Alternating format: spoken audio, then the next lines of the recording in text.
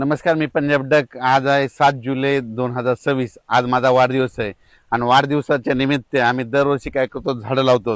हे पाहू शकता, हे झाडं आणलेले तर हे गेल्या वर्षी ते दरवर्षीचे असे दरवर्षी वृक्षारोपण करत असतो। माझी सगळ्याला विनंती आहे, ज्यांचा ज्यांचा वाढदिवस असतो, दररोज वाढदिवस असतो कोणाचा ना कोणाचा तरी, लग्नाचा असो किंवा आपला स्वतःचा जन्म वाढदिवस असो, प्रत्येकाने एक झाड लावणं गरजेचं आहे। कारण की भविष्यामध्ये हे पृथ्वीचं जर तापमान असं वाढत जर गेलं तर भविष्यामध्ये ह्या अतिवृष्टीला धगफुटीला सामना करावा लागणार। म्हणून मग तापमान कमी करायचं असेल तर झाडं लावावं लागतील।